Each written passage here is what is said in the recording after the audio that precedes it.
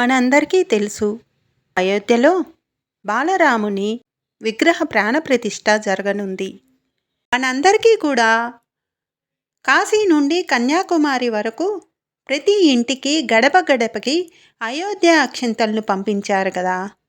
ఎవరైతే ఈరోజు ఆ బాలరాముని విగ్రహ ప్రాణప్రతిష్ఠను చూసి ఈ రామదేవుని కథను విని ఆ అయోధ్య అక్షింతలను శిరసున ధరిస్తారో వారందరికీ 7 జన్మల పాపాలు తొలగిపోయి అష్ట ఐశ్వర్యాలు ప్రాప్తిస్తాయి. శ్రీరామదేవుని కథ.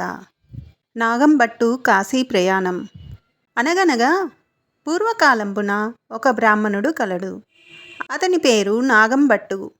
ఆయనకొక పుత్రుడు, ఒక పుత్రిక కలరు. పుత్రుని పేరు నారాయణ భట్టు, పుత్రిక పేరు నారాయణమ్మ. వారు చాలా బీదవారు. భిక్షాటన చేసి కుటుంబ పోషణ చేసుకునేవారట. అలా కొన్నాళ్ళయ్యేసరికి నాగంబట్టు కాశీకి వెళ్ళి ధనము సంపాదించుకోవలయునను బుద్ధి పుట్టినదట. భార్యతో చెప్పి తెల్లవారుజామున లేచి కాశీకి ప్రయాణమై అలా వెళ్ళగా కొంత దూరము వెళ్ళేసరికి దారిలో సూతులవారు, వ్యాసులవారు, నారదులవారు ప్రత్యక్షమైరి. ఓ బ్రాహ్మణుడా, ఎక్కడకు వెడుతున్నావు అని అడిగిరి. అయ్యా, నేను కాశీకి ధనం సంపాదించుకొనుటకు వెళ్ళుచున్నాను అని చెప్పెను. అప్పుడు వారు, వెర్రి బ్రాహ్మణుడా, కాశీకి వెళ్ళితే నీకు ధనము ఎవరైనా మూటగట్టి ఇత్తురా. కాశీకి వెళ్ళితే గంగా స్నానము దొరుకుతుంది, విశ్వేశ్వరుల దర్శనము దొరుకుతుంది, అన్నపూర్ణ దర్శనం దొరుకుతుంది. మేము ఒక కథ చెప్తాము, వింటావా అని అడిగినారు. మీరు ఏ దేవుని కథో వివరించండి స్వామి అని వేడుకొనెను. పూర్వకాలమున కోసల రాజ్యము కలదు. ఆ రాజ్యము పాలించే దశరథ మహారాజు కలడు. ఆయన పిల్లల కోసం పుత్రకామేష్టి యాగం చేయగా దేవతలు ప్రత్యక్షమై పాయస పాత్ర ఇచ్చినారు. అది పట్టుకు వెళ్ళి తన భార్యలకు కౌసల్య, సుమిత్ర, కైకేయి అని 3 భార్యలకు ఇచ్చినాడు. వారు 3 భుజించగానే గర్భవతులైనారు. నవమాసములు నిండగానే చైత్రశుద్ధ నవమి నాడు పునర్వసు నక్షత్రమున శ్రీరామ, లక్ష్మణ, భరత, శత్రుఘ్నులు అను 4 కుమారులు జన్మించినారు. వారు దినదిన ప్రవర్ధమానులై బాలచంద్రుని వలె పెరుగుచుండిరి. కొన్నాళ్ళయ్యేసరికి విశ్వామిత్రుడు వచ్చి రామలక్ష్మణునిద్దరినీ యాగ సంరక్షణార్థం తనతో పంపమని దశరథ మహారాజును అడగగా విశ్వామిత్రునితో రామలక్ష్మణులను పంపుటకు దశరథుడు అంగీకరించగా మునివారిద్దరికీ బల, అతిబల అనే విద్యలను నేర్పెను. రాముడు తాటకిని చంపి శివుని విల్లు విరిచి సీతను పెండ్లి ఆడి అహల్యను శాప విమోచనము చేసి పరశురాముని గర్వభంగము చేసి కైకవరము చేత 14 ఏండ్లు అరణ్యవాసములో ఉండగా రావణాసురుడు సీతను ఎత్తుకొని పోగా లంకాపురమున కేకి లంకా దహనం చేసి రావణాసురుని వధించి విభీషణునకు పట్టము గట్టి తిరిగి వచ్చి పట్టాభిషిక్తుడై సుఖముగా రాజ్యమును ఏలుచుండెను. ఇది రామదేవుని కథగా చెప్పి 5 లక్ష్మీవారములు పూజలు చేసి ఆవునీతితో దీపం పెట్టి ఆవు పాలు, గోధుమ రవ్వ, పంచదార కలిపి 5 ఉండలుగా ప్రసాదము చేసి రామదేవునకు నైవేద్యం పెట్టవలెను. 1 ఉండ రామదేవునికి, 1 ఉండ బ్రాహ్మణునికి, 1 ఉండ ముత్తైదువునకు, 1 ఇరుగు పొరుగు వారికి, 1 ఉండ భార్య పిల్లలు తినవలెను. ఈ విధముగా 5 లక్ష్మీవారములు పూజ చేయవలెను. నిత్యం రామదేవుని కథ చెప్పుకున్న అష్ట ఐశ్వర్యములతో ఇష్ట సంపదలతో తులతూగుదురు. అలాగున కొంతకాలమయ్యేసరికి ఇదివరకే కాశీకి వెళ్ళవలెననుకున్నాడు. కానీ వెళ్ళలేదు. ఇప్పుడు వెళ్దామనుకొని కొంచెము ధనము మూటగట్టుకొని కాశీ కావడి భుజం మీద వేసుకొని కుమారుని, కుమార్తెను పిలిచి, అబ్బాయి, అమ్మాయి, మీరు కథ విడవకుండా శ్రద్ధగా చెప్పుకుంటూ ఉండమని నారాయణమ్మతోనూ నారాయణ భట్టుతోనూ చెప్పి కాశీకి ప్రయాణమై వెళ్ళిపోయెను. ఆ మరునాడు కుమారుడు ఆయవారమునకు వెళ్ళి వచ్చి, అమ్మా, రామదేవుని కథ చెబుతాను, విందువుగాని రామ్మా అని పిలిచెను. నాయనా, వంటవేళ పొద్దున్నే దాసి పాచి పనికి వచ్చే వేళ అయినది, ఇప్పుడు కథ వినను అనెను. మధ్యాహ్నం కథ చెబుతాను విందువుగాని రావమ్మా అనెను. ఇప్పుడేమి కథ నాయనా, పడకవేళ నిద్రవేళ, ఇప్పుడు వినను అనెను. రామదేవునికి కోపము వచ్చి ఎలా వచ్చిన ఐశ్వర్యములు అలాగునే వెళ్ళిపోగా బిందెలు చెంబులు గిన్నెలు అన్నీ దొరలి ఇరుగు పొరుగువారి ఇండ్లకు వెడలిపోయాను. పూర్వం నుంచి ముష్టి ఎత్తుకునే చిల్లు రాగి చెంబు కూడా దొర్లి వెడలిపోవుచున్నదట. అప్పుడు నారాయణమ్మ చూసి, అమ్మా, అదైనా ఉంచమని కోరవే అమ్మా అని చెప్పగా ఆమె, అదైనా ఉంచు రామదేవుడా తండ్రి అని వేడగా ఆ చెంబు తప్ప మిగతావన్నీ వెడలిపోయినవట. వారి గూటిలో ఉన్న వెండి కంచము కూడా దొర్లిపోవుచుండగా అప్పుడు ఆమె కంచము అంచు పట్టుకొని లాగినదట. సగము అంచు వారికి, సగము అంచు పొరుగు వారికి వెడలిపోయినదట. మరునాటి ఉదయమున ఆమె వారింటికి నిప్పు కొరకు వెళ్ళి వారింటిలోనున్న కంచము అంచు మాదే అన్నదట. మీ కంచము అంచు మా ఇంటికి ఎలా వచ్చినదమ్మా? మేము మీ ఇంటికి వచ్చినామా? మీరు మా ఇంటికి వచ్చినారా కాబట్టి ఆ కంచము మాదే అన్నారట. అలా కాదు, మా ఇంటిలో కూడా కంచము అంచు ఉన్నది, పట్టుకుని వస్తానని రెండూ దగ్గర పెట్టి చూడగా రెండూ అతుక్కుపోయెను.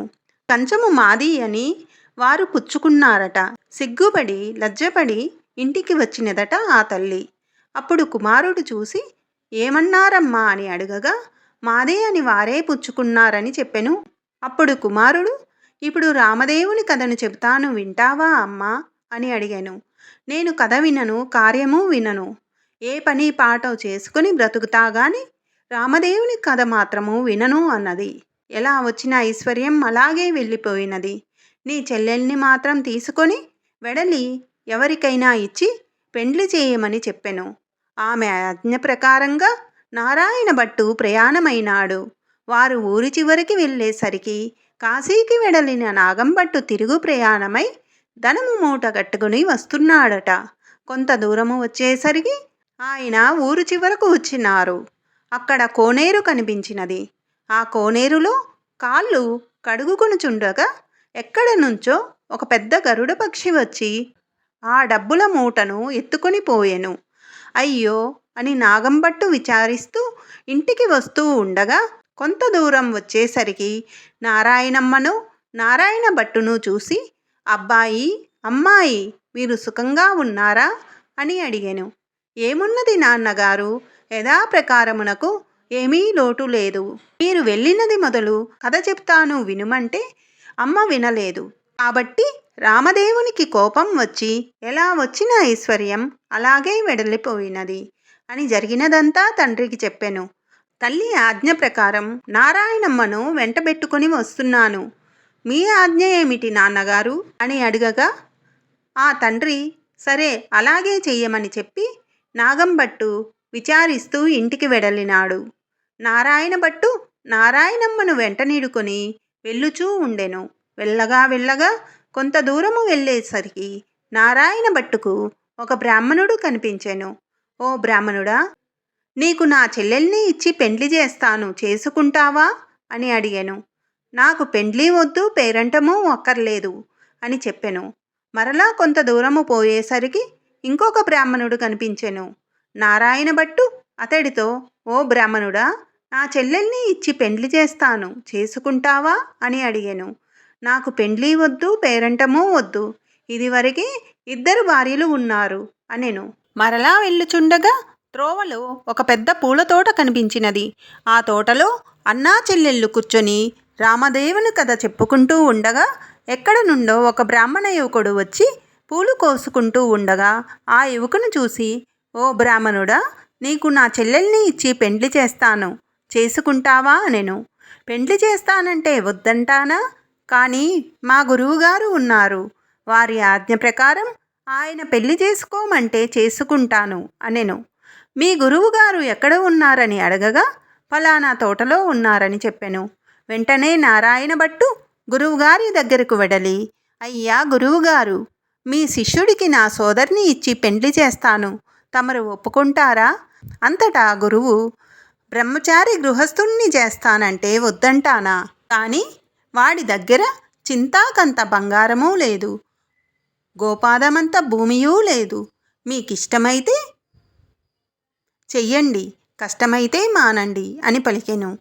అప్పుడు నారాయణ భట్టు గురువుగారికి దండం పెట్టి అలాగెక్కడికో వెళ్ళి 4 రాటలు తెచ్చి పందిరి వేసి గుచ్చిన ముత్యాల తోరణాలు కట్టి గుచ్చని ముత్యాలు తలంబ్రాలు పోసి 70 యాగాల నారాయణమ్మనిచ్చి పెండి చేశాడు. వారక్కడనే కూర్చొని రామదేవుని కథ చెప్పుకున్నారట. అలా కొన్నాళ్ళు అయ్యేసరికి ఒక విప్రుడు వచ్చి మీకు 4 ఎకరాల భూమి ధారపోస్తాను, పుచ్చుకోవలసిందిగా చెప్పగా అప్పుడు వారు మేము రామదేవుని కథ చెప్పుకొనుచున్నాము కదా, అయితే పుచ్చుకుంటాము, మీకిష్టమైతే కూర్చొని కథ వినండి అన్నారు. కథ అయిన తరువాత ఆ బ్రాహ్మణుడు రాగి చెంపులో నీరు పోసి ఫలానా తోటలో ఆస్తి ఉన్నది, అనుభవించమని 4 ఎకరాల భూమి వారికి ధారపోసి ఆ విప్రుడు ఎక్కడికో వెడలిపోయెను. ఆ 4 ఎకరాలు భూమి అనుభవించుచు కథ చెప్పుకుంటూ అక్కడనే ఉన్నారు. అలా కొన్నాళ్ళు అయ్యేసరికి ఆ ఊరి రాజుగారు ఒక భవనం కట్టించి కొంత ధనం పుణ్య దంపతులకు ధారపోయాలని చూస్తున్నారట. ఎక్కడ వెతికినా సరైన పుణ్య దంపతులు దొరకలేదు. ఆ రాత్రి రామదేవుడు రాజు కలలో కనిపించి ఫలానా తోటలో పుణ్య దంపతులు ఉన్నారు, వారిని తీసుకువచ్చి ధారపోయండని ఆజ్ఞాపించారట. వారి ఆజ్ఞ ప్రకారం మరునాడు ఉదయమున లేచి 16 మంది బోయిలను పల్లకిని పంపిరి. వారక్కడకు వెడలి ఏమండోయ్, మా దేశపు రాజుగారు ఒక గృహము కొంత భాగము మీ ఇద్దరికీ ధారపోస్తారట, మిమ్మల్ని వెంటబెట్టుకుని రమ్మని పంపిరి, కావున రావలసిందనిరి. మేము రామదేవుని కథ చెప్పుకొనుచుంటిమి, మీకిష్టమైతే కూర్చుని కథ వినండి అనగా బోయలు కథ విన్న తర్వాత ఆ పుణ్య దంపతులను తీసుకుని వెడలి రాజుగారికి అప్పగించిరి. రాజు సంతోషముతో ఆ గృహము ధనము వారికి ధారపోసి వెళ్ళిపోయిరి. అప్పుడు నారాయణమ్మ నారాయణ భట్టు ఆమె భర్త అక్కడ కూర్చొని ఆ గృహము ఆ ధనము 4 ఎకరాల భూమి అనుభవిస్తూ అక్కడ కథ చెప్పుకొనుచుండిరి. కొన్ని దినములయ్యేసరికి నారాయణ భట్టు అమ్మాయి, నేనెన్ని దినములు ఇలా ఉండను, కాబట్టి నే వెళ్ళి రామదేవుని తీసుకొని వస్తాను, నీవు నీ భర్త కథని మానకుండా చెప్పుకోండి అని చెప్పి నారాయణ భట్టు ప్రయాణమై వెడలినట. నారాయణమ్మ ఆమె భర్త కథ చెప్పుకొనుచూ ఉండిరి. నారాయణ భట్టు కొంత దూరం వెళ్ళగా ఒక గ్రామము వచ్చినది. ఆ గ్రామములో ఒక గొల్లవాడు వడ్లు ఎండబోసుకొని కాపలా కూర్చుండెనట. ఆ గొల్లవాడిని చూసి గొల్ల, ఈ గ్రామములోని విశేషాలేమిటి అని అడిగెను. ఏమున్నది బాబు, నేను పుట్టుకతోనే అందుడను, మా వాళ్ళు వడ్లు ఎండబోసి నన్ను కాపలా కూర్చోమనగా కర్ర బుచ్చుకొని కూర్చుంటిని, నా అవస్థ ఇలా ఉంది బాబు అనేనట. నారాయణ భట్టు ఒక కథ చెప్తాను వింటావా అని అడిగాను. అలాగే వింటాను, చెప్పమనేను. రామదేవుని కథ వ్రత విధానమును చెప్పేసరికి గొల్లవానికి కొంచెం కళ్ళు కనిపించెనట. ఓహో, కథలోనే ఇంత మహత్యము ఉంది, వ్రతము చేసుకుంటే ఇంకెంత మహత్యము ఉంటుందో. ఏ దైవానివో ఏ దేవుడివో నీవు చెప్పమనేను. అది రామదేవుని మహత్యము. 5 లక్ష్మీవారములు పూజ చేసి ఆవు నేతితో దీపం పెట్టవలెను. ప్రసాదము 5 ఉండలు చేసి రామదేవుని ముత్తైదువులకు బ్రాహ్మణులకు ఇరుగు పొరుగు వారికి ఇచ్చి భార్యా పిల్లలు తినవలెను అని వెడలిపోయెను. తిరిగి కొంత దూరము వెళ్ళేసరికి ఒక రాజు విచారిస్తూ ఉండెను. ఆ రాజును చూసి, ఏమి రాజా విచారిస్తూ ఉన్నారు అని అడిగాను.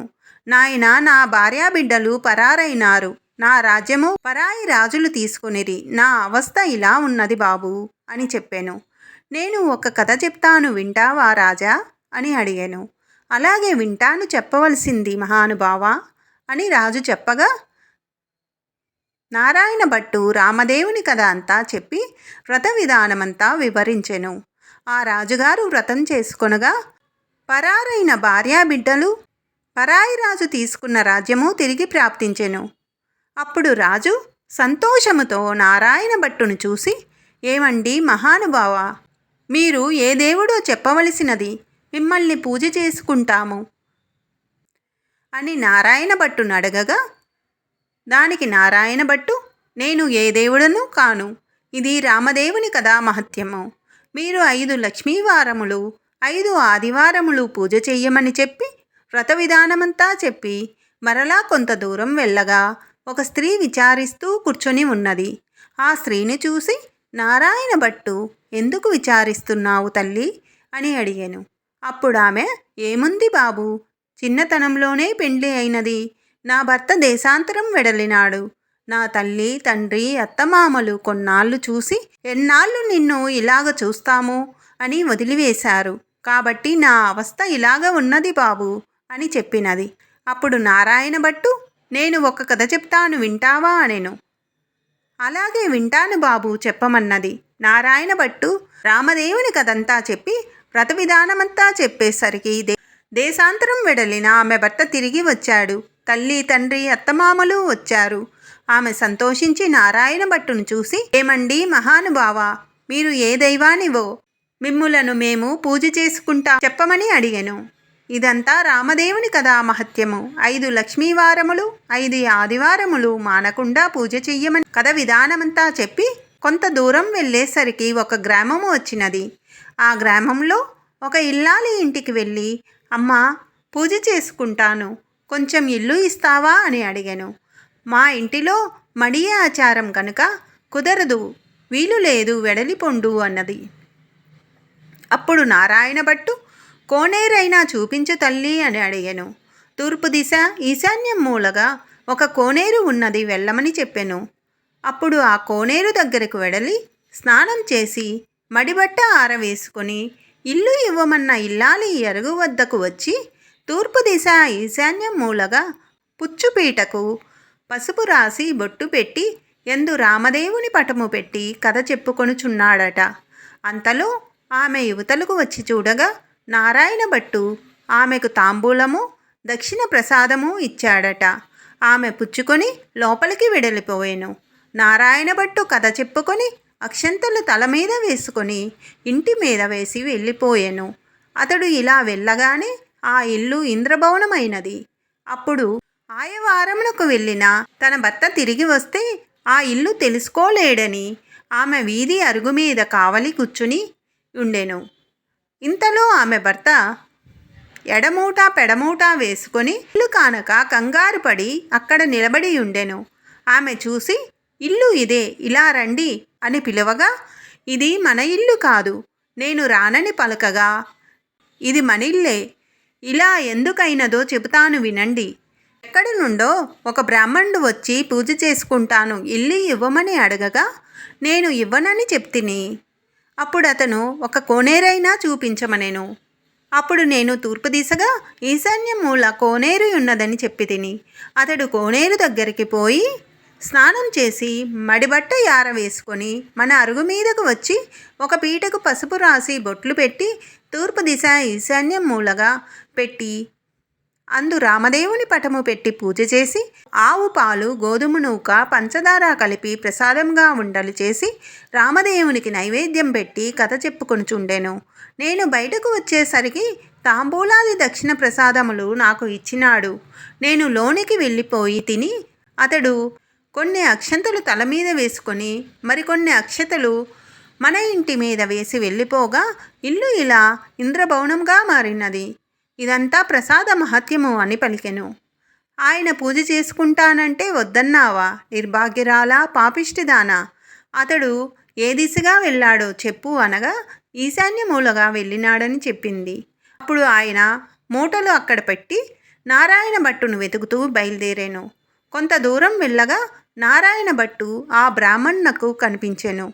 అప్పుడు ఆ బ్రాహ్మణుడు, ఏమండోయ్ మహానుభావ, మీరు మా ఇంటికి రావాల్సింది, మిమ్ము పూజించుకుంటామనెను. మీ ఇంటికి ఇప్పుడు రాను, రామదేవుని వెదుకుటకు వెళ్ళుచున్నాను అనెను. అప్పుడా బ్రాహ్మణుడు, అలా కాదు మహానుభావ, మీరు మా ఇంటికి వచ్చి పూజ చేసుకుంటానంటే మా వాళ్ళు ఇల్లు ఇవ్వనన్నారు కాబట్టి మాదే తప్పు, మా తప్పు క్షమించి మా ఇంటికి రావాల్సినది. మీరు ఏ దైవానివో చెప్పండి, మిమ్ము మేము పూజ చేసుకుంటామనెను. మీ ఇల్లు కాబట్టి మీరు ఇవ్వనన్నారు, మీ తప్పేమీ లేదు, నేను ఏ దేవుడను కాను. ఇదంతా రామదేవుని కథా మహత్యం. నీవు ఇంటికి వెడలి 5 లక్ష్మీవారములు 5 ఆదివారములు పూజ చేసుకోమని వ్రత విధానమంతా చెప్పెను. రామదేవుని వెతుక్కొని వచ్చేటప్పుడు నీ ఇంటికి తప్పకుండా వస్తాను అనెను. అప్పుడు ఆ బ్రాహ్మణుడి ఇంటికి వచ్చి, కథలోనే ఇంత మహత్యం ఉంది, వ్రతం చేసుకుంటే ఇంకెంత మహత్యం ఉంటుందోనని పూజ చేసుకొని కథ చెప్పుకొని అష్ట ఐశ్వర్యాలతో అష్ట సంపదలతో తులతూగుచూ ఉన్నారట.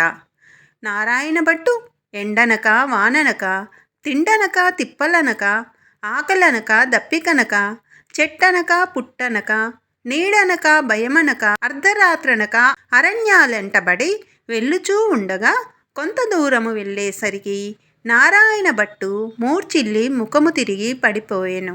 రామదేవునకు దయ కలిగి ముసలి బ్రాహ్మణ వేషంతో వచ్చి నారాయణ భట్టు ముఖము తుడిచి లేవదీసి మంచినీళ్లు ఇచ్చి, మా ఇంటిలో భోజనం చేద్దువు గాని రమ్మనెను.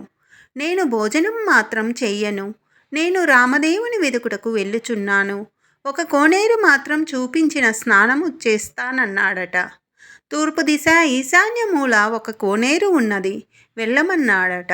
నారాయణ భట్టు ఆ కోనేరు వద్దకు వెడలి స్నానం చేసి పైకి వచ్చేసరికి అక్కడ ఇంద్రభవనంలా మారిపోయెను.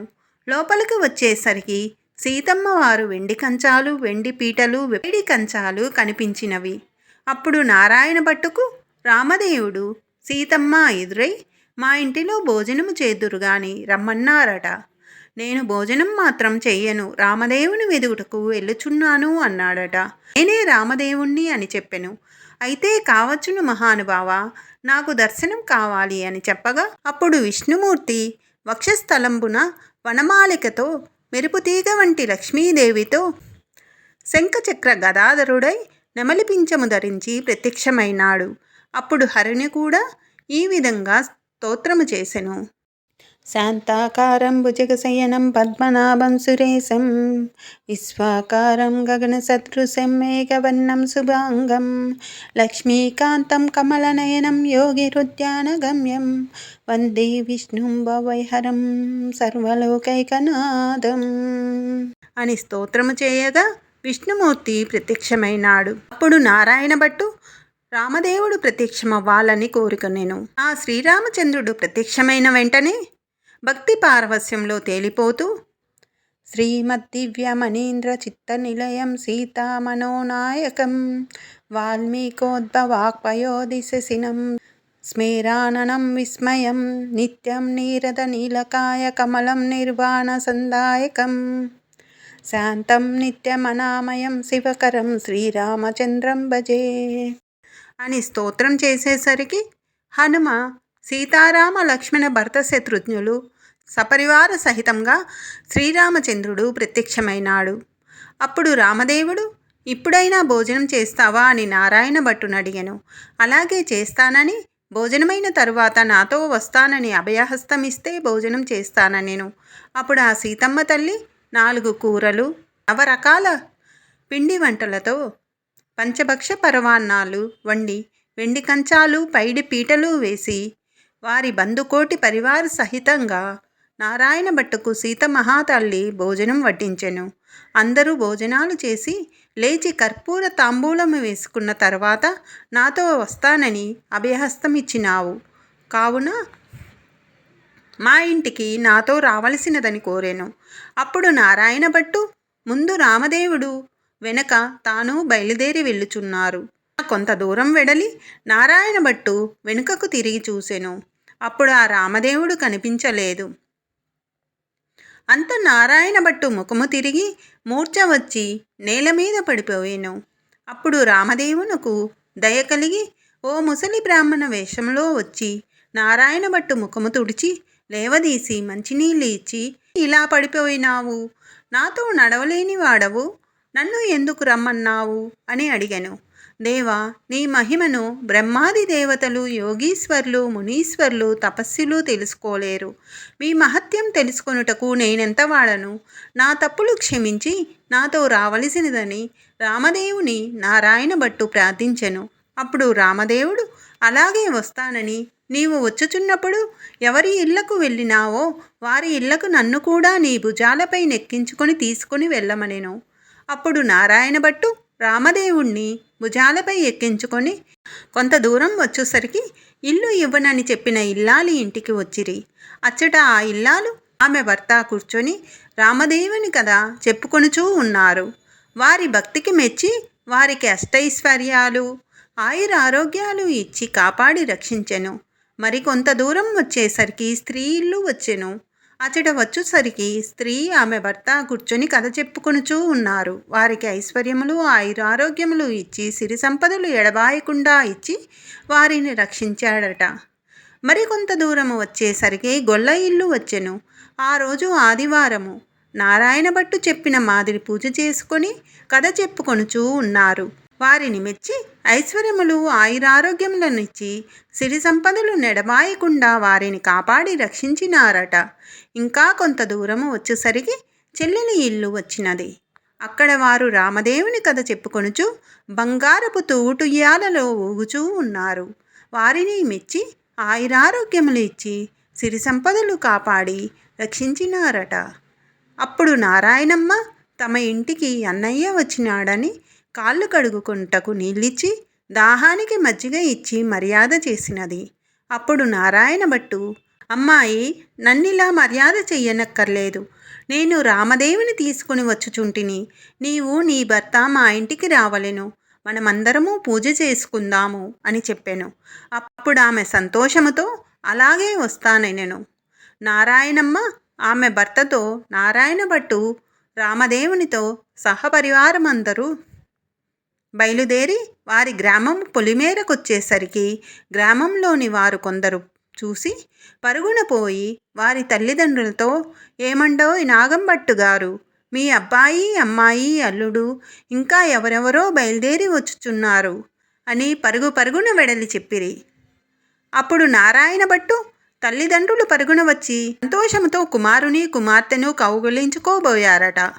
అప్పుడు నారాయణ భట్టు చూసి, అమ్మ, నన్ను ముట్టుకోనవద్దు. ఇప్పుడు నేను రామదేవుని తీసుకుని వచ్చుచూ ఉన్నాను. మీరు మన ఇంటికి వెళ్ళి 4 మూలలు దులిపి నల్లగాలికి తెల్లగా ముగ్గు పెట్టి పచ్చగా పసుపు రాసి మామిడాకుల తోరణాలు కట్టి ఒక పీటకు పసుపు రాసి బొట్టు పెట్టి తూర్పు దిశ ఈశాన్య మూలగా ఉంచి రామదేవుని పటము పెట్టి గోధుమ నూక పంచదార ఆవు పాలు కలిపి ప్రసాదం 5 ఉండలు చేసి పూజకు అన్నీ సిద్ధం చేసి నాకు కబురు చెయ్యండి. అప్పుడు నేను రామదేవుని తీసుకొని వచ్చెదను అని చెప్పెను. వారు సంతోషమున ఇంటికి వచ్చి 4 మూలలు దులిపి అలికి ముగ్గులు పెట్టి పచ్చగా పసుపు రాసి మామిడాకుల తోరణాలు కట్టి 4 మూలలా వెతకగా ఒక పుచ్చు పీట కనిపించినది. ఆ పీటకు పసుపు రాసి బొట్టు పెట్టి కుమారుడు చెప్పిన ప్రకారముగా సిద్ధపరిచినారు. నీవు రామదేవుని తీసుకురమ్మని కుమారునికి కబురు పంపెను. అప్పుడు నారాయణ భట్టు సంతోషముతో రామదేవుని భుజములపై ఎక్కించుకొని ఆ గ్రామం 4 వీధులు ఊరేగించి ఇంటికి తీసుకువచ్చి రామదేవునితో, తండ్రి, మా ఇంటిలో మీరు కుడిపాదము పెట్టవలెను అని ప్రార్థించెను. అప్పుడు రామదేవుడు వారి ఇంటిలో కుడిపాదము పెట్టేసరికి పెద్ద ఇంద్రభవనంగా మారిపోయినది. అప్పుడు నారాయణ భట్టు రామదేవునితో ఈ విధంగా అనెను, అపరాధిని కాబట్టి నాకు ఉన్న ఈ పుచ్చుపీటయే సింహాసనం అనుకుని దయయుంచి తమరు కూర్చుండవలసినదని వినయంగా ప్రార్థించెను. ఆ మాట రామదేవునకు జాలి కలిగి ఆ పీట మీద కూర్చుండేసరికి అది వజ్రాలు వైడూర్యాలు కెంపులు మాణిక్యాలతో చేసిన బంగారపు సింహాసనముగా మారినదట. అందు హనుమ సీత లక్ష్మణ భరత శత్రుఘ్నాది సపరివార సహితంగా శ్రీరామచంద్రమూర్తి తన ఇంటిలో ఆసీనులై వెలిసినారట. అప్పుడు రామదేవుని వ్రతం చేసుకుందాం అనేసరికి అంతలోనే ఎక్కడ నుండో ఒక బీద బ్రాహ్మణుడు వచ్చి, ఏమండోయ్ నాగంభట్టు గారు, మీ అబ్బాయికి మా అమ్మాయినిచ్చి పెళ్లి చేస్తాం, ఒప్పుకుంటారా అని అడగగా, పెళ్లి చేస్తానంటే వద్దంటానా బాబు, అలాగే చేసుకుంటాము అనెను. నాగంభట్టు గారు పచ్చని పందిర్లు వేయించి గుచ్చిన ముత్యాల తోరణాలు కట్టి గుచ్చని ముత్యాలు తలంబ్రాలు పోసి 70 యాగాల నారాయణ భట్టు పెళ్లి చేసెను. నారాయణ భట్టు పెళ్ళైన తరువాత నాగంభట్టు భార్య, నారాయణ భట్టు భార్య, నారాయణమ్మ, ఆమె భర్త వారంతా రామదేవుని వ్రతం చేసి 5 లక్ష్మీవారములు 5 ఆదివారములు పూజ చేసి నైవేద్యము పెట్టి కథ మానకుండా చెప్పుకొనుచుండిరి. వారి భక్తికి మెచ్చి ఆ రామదేవుడు సదా వారిని రక్షించినాడు. ఈ నోము ప్రపంచమంతా నోచిన వారందరూ అష్ట ఐశ్వర్యవంతులై సుఖముగా నుండిరి.